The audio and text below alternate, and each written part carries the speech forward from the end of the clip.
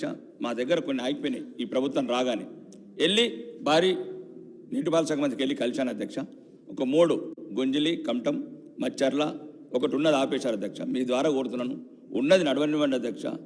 దాని ద్వారా చిన్న చిన్న పల్లెలు, పచ్చటి పొలాలు నిండుగా ఉండాలంటే ఇట్లాంటి ఆపకండి, వెంటనే మొదలుపెట్టే మీ ద్వారా చెప్తున్నా అధ్యక్ష. చివరిగా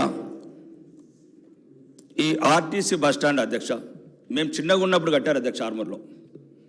మా తాత ముత్తాతలు దానికి ల్యాండ్ ఎక్వేషన్ కింద కొద్దిగా ల్యాండ్ వస్తే ఇంతకుముందున్న ప్రభుత్వంలో మాజీ శాసనసభ్యుడు షాపింగ్ మాల్ కట్టుకున్నారు అధ్యక్ష. నేను వచ్చిన తర్వాత దాని మీద సంబంధిత సంస్థలని ప్రెషర్ చేస్తే 3.5 కోట్లు ఈ గౌరవ ప్రభుత్వం వసూలు చేసింది అధ్యక్ష. సంతోషం. నేనేమంటున్నానంటే ఇంకా 8 మొత్తము 3.5 కోట్లు, ఇంకా 4.5 కోట్లే అధ్యక్ష.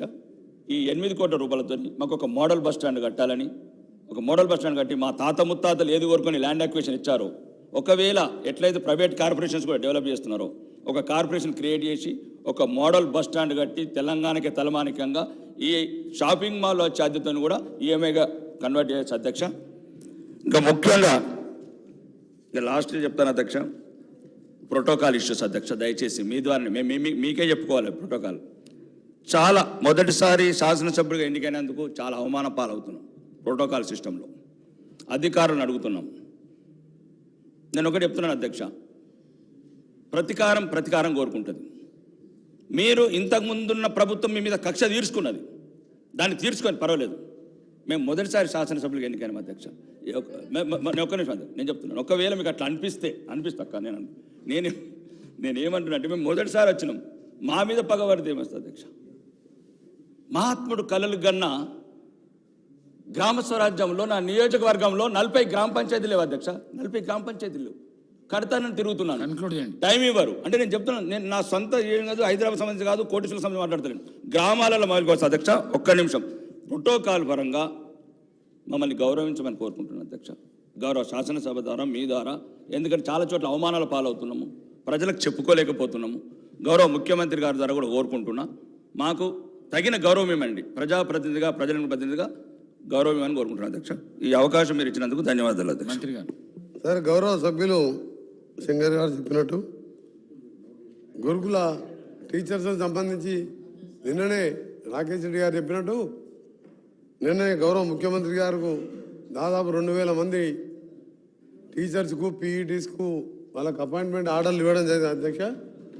ఆర్డర్స్ ఇచ్చిన సందర్భంగానే వారెబ్బడి సీఎం ఎప్పుడు ఇచ్చిన సార్ మీరు సార్ గౌరవ స్పీకర్ గారు, మీరు మంచి పెద్ద మనసుతో 0 వరకు ఒక సబ్జెక్టే పరిమితమైన చాలా పెద్ద మనసుతో కొత్త సభ్యులు అని చెప్పి అందరికీ 3-4 పాయింట్లు ఇస్తున్నాను. ప్రతిదానికి కూడా సమాధానం చెప్తున్నాను. నేను నోట్ చేసుకున్నామని చెప్పి వాళ్ళలా మేము తప్పించుకున్నాం. వారు అడిగిన దానికి నిన్ననే గౌరవ ముఖ్యమంత్రి గారు అపాయింట్మెంట్ ఆర్డర్ ఇస్తూ వారు పోతున్నప్పుడు నేను కొన్ని స్కూల్స్ ఎంక్వైరీ చేశాను. సీఎం గారు ఈ పరిస్థితి ఉందని చెప్తే వారు అక్కడ అనౌన్స్ చేశారు. చీఫ్ సెక్రటరీ గారికి వెంబడే ఇన్స్ట్రక్షన్స్ ఇస్తూ మల్టీ హాస్టల్ కాంప్లెక్స్లు కొడంగల్లో ఏ విధంగా చేయబోతున్నామో 119 కాన్స్టిట్యూన్సీలో చేయాలని చెప్పి పెద్ద నిర్ణయం తీసుకున్న అధ్యక్ష. ఎందుకంటే ఒక స్కూల్లో ఒక రూమ్లో 20-25 మంది బాయ్స్ కానీ గర్ల్స్ కానీ పేదవాళ్ళు ఉండేది, కుల మతాలకు అతీతంగా ఉండాలి, మంచి మీరు హాస్టల్ కాంప్లెక్స్ కట్టండి అని చెప్పి వారు ఇన్స్ట్రక్షన్ ఇచ్చినందుకు తెలంగాణలో అందరి గురుకులాలు చదివే తల్లిదండ్రుల పక్షాన, పిల్లల పక్షాన వారికి కృతజ్ఞత తెలియజేసుకుంటూ అధ్యక్ష ఇంకొక విషయం చెప్పారు. వారు చెప్పిన విషయాలన్నీ కూడా నోట్ చేసుకున్నాం. టీఎస్ఆర్టీసీని కాపాడుకుంటాం.